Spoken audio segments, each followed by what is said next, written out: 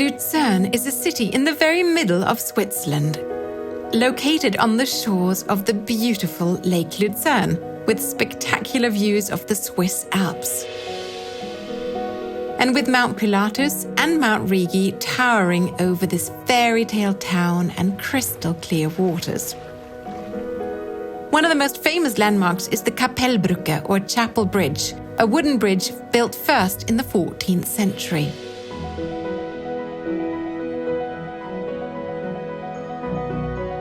Not far from that is the KKL Hall, where every year the world-renowned Lucerne Festival is held, attracting some of the greatest talents in the world of classical music. The Old Town is, in my opinion, the prettiest in the whole of Switzerland. But then, I am a bit biased.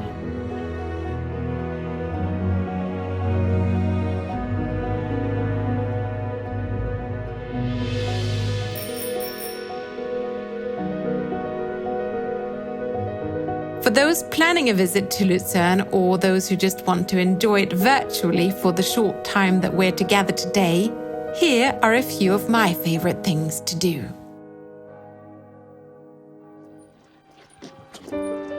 Any free time on the weekends is often dedicated to long walks in the forests with my dogs Finse and Charlie, and we have easy access to lots of nature here in Lucerne. I like taking friends on favorite walks, and this weekend I took my friend Alastair Miller, familiar to many of you who watch Viking.TV, in one of the forests nearest to town. There are a few things that I find fascinating in Switzerland. One is that you're allowed to have a campfire wherever you are. And so you'll often find families out in the forests, either just enjoying a warm fire or cooking food on it while being in touch with nature. And dramatic nature is so abundant here.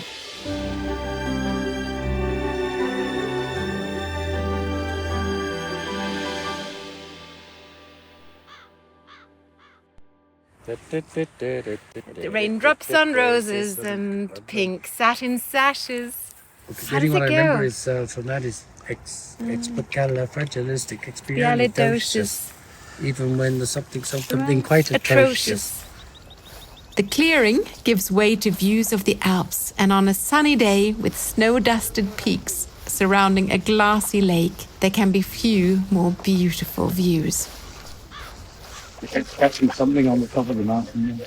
And you see, it's the tops are, they're lightly dusted with snow now, but in the sunset, they get this, I think they call it alpenglow. It's pink, and it's beautiful.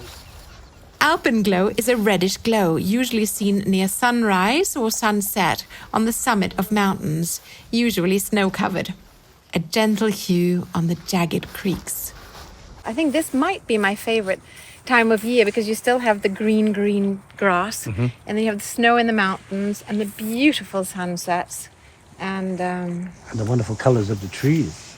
Colours of the trees. Gorgeous. Yeah. And the fresh air, or as you once said, the air has a cold edge to it. Yeah. Well remembered. Okay, Karine, is this one of your favourite spots in Switzerland? Going for walks is definitely one of my favourite things to do here because I get to spend time with Finse and Charlie, of course. But what's so special about walking in Switzerland is you're often passing by places like, you see it down there? The farm? That's a farm, and that's a barn, which in German is called a larder. And a larder, not a larder. A larder in English is where you keep food, but it's quite similar, although it means something very different. A larder is a barn where farms keep surplus produce, and residents nearby can stop in and pick up what they'd like, fresh from that particular time of year. And what's so beautiful about it is there's no one that's tending the barn. It's purely on the honor code.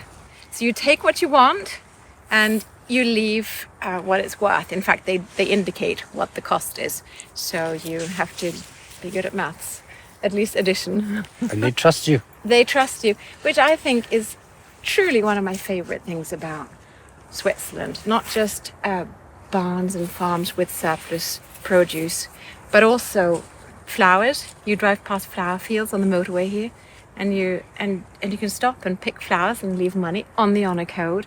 It just means that people trust each other.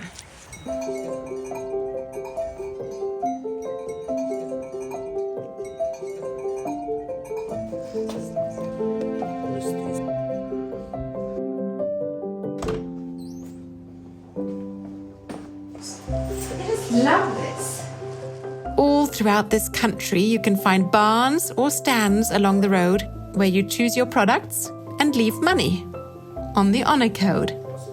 Similar to my home country of Norway, where once you've bought the one key to unlock all the cabins in the mountains owned by the DNT, you can take food from the larder and leave money paying for it, also on the honor code. I heard once that Kofi Annan had this experience in Norway, and he said something like, "It gives me faith in humanity having an experience like this." And this is the till. 20. And the apples were for 20. 4.20. For 6.40. So we can leave a little tip. Usually we explain what it is. So is there even right? So 220 is, I see this size. I'm going to write it in English. That's danke.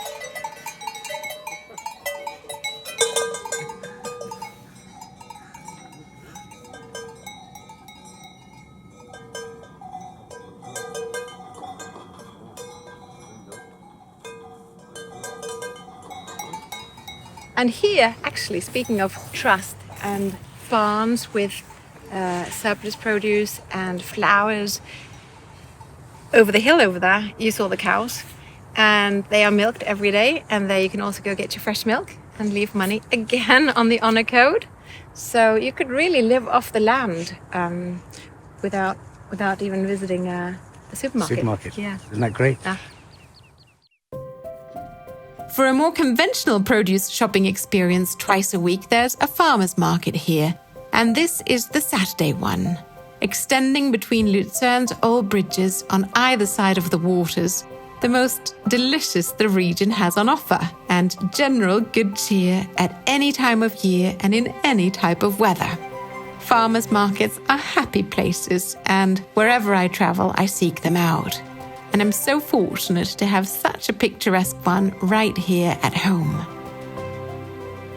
I don't frequent many restaurants in Lucerne, but there's one I love going to, not only for the food and the ambiance, but also for the people, or rather I should say particularly for one person.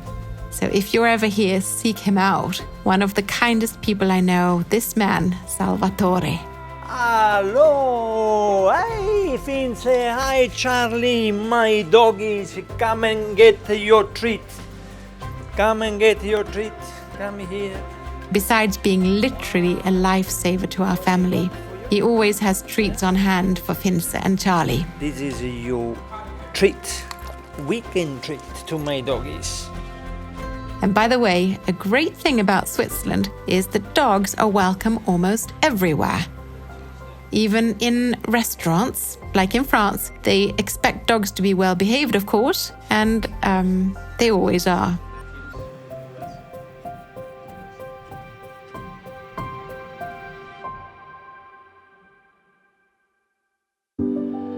A favorite indulgence just across the street is the eye-poppingly expensive chocolates at Max Chocolatier. I'm not a big fan of truffles or fancy chocolates, but at Max they have small tubes of what looks almost like mini after eights filled with a spectrum of flavors. My favorites are raspberry and salted caramel, and if you buy a box, consume it with caution, as these are likely to be the yummiest chocolates you'll ever have. They're also frightfully expensive, so eat with respect for your wallet. I met the founder in the forest a few years ago walking our dogs, and she told me of this business, which started thanks be to their special son Max's love of chocolates. It's a moving story which you might learn if you visit yourselves.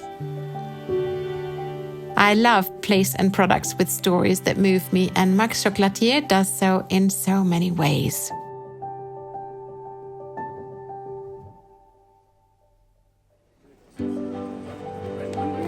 And if there are friends visiting from out of town, having fondue or raclette for supper, or perhaps even both, is a must. The colder the weather, the better. And many restaurants even provide you with extra coats to keep you warm, should you choose to indulge outside. The whole potato or half a potato? Yeah. Fondue is actually considered a Swiss national dish and is cooked cheese with wine and seasoning. Served with squares of bread, which are usually brown, that are used to dip into the cheese. So can I have some bread? I'm sorry. Since fondue is shared food, there is most certainly fondue etiquette. Prongs on your long fork should not go all the way through the bread, and you should really be using your front teeth to remove the bread from the fork. Just keep yours away from mine, please. My email on Mississippi. And of course, absolutely no double dipping. The temperature should be kept warm enough to keep the fondue smooth, but not so hot that it burns. If this temperature is held until the fondue is finished, there's a thin toasted crust, toasted not burnt, at the bottom, called la religieuse, or the nun, which has the texture of a cracker and is lifted out and eaten at the end. Some say it's even sinful to leave the nun uneaten. Whether you follow etiquette or not, fondue is fun food and should be enjoyed with good company and ideally on a cold, wintry day. I think it's great. Very nice. Because there's nothing complicated about it. But isn't that the wonderful part? Very nice, Karine. Just be sure to keep your head and your feet warm, and the fondue and smiles will warm the rest of the body.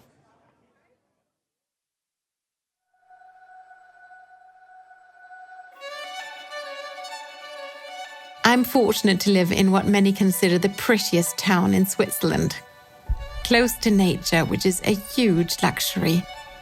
Though not on a navigable river or a seaport, many Viking guests enjoy Lucerne on pre- or post-extensions. So perhaps we'll see you in Lucerne one day. Tschüss!